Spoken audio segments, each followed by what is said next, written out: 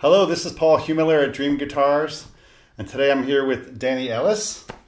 Danny is a musician, multi-instrumentalist, incredible singer and songwriter and lyricist, and luckily for all of us, he teaches as well. So we're here today to talk a bit about what Danny does, and I'm really looking forward to it. So without further ado, we'll get started. So Danny, tell us a little bit about your background in music. Okay. I started off playing trombone in the school band, in an orphanage band, and there was 800 kids in that orphanage, and so the band was very loud. I played in cover bands, Dixieland bands, and throughout Ireland, dance bands at the time, and that was a lot of fun.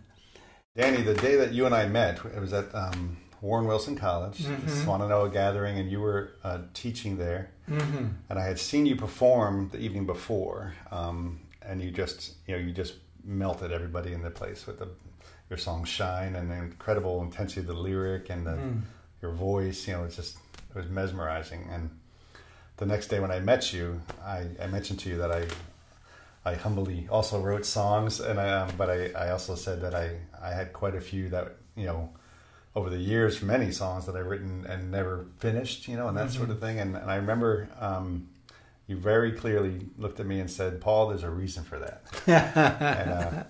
and I think that's talk a little bit about what you meant and how that is part of what you do.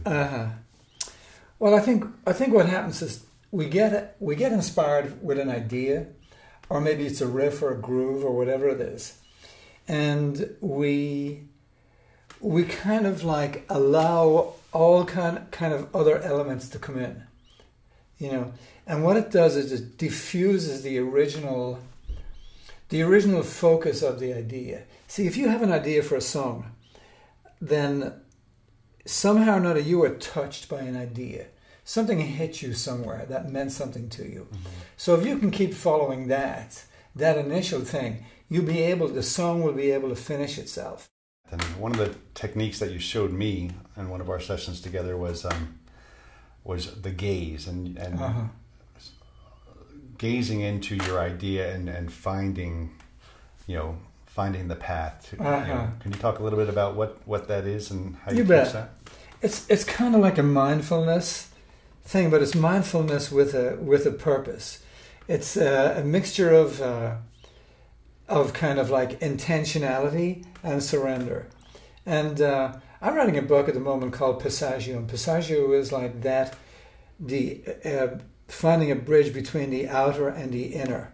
So there's this inner part of you, and we get to it by reflection. We get to it by kind of reverie or by introspection.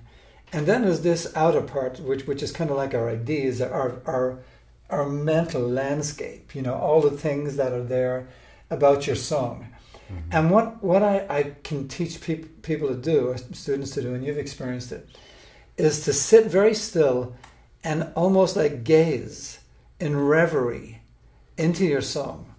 So you're being very surrendered, but you're being very dynamic in the way that you look across what has meaning for you in your song and the ideas and the mental corridors that lead off this.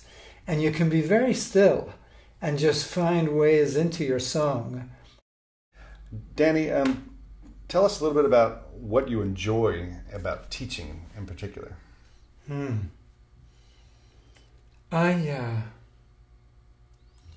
I love to provide a space that sets people totally at ease. I mean, that's very important for me, simply because I need to be at ease myself. Mm-hmm.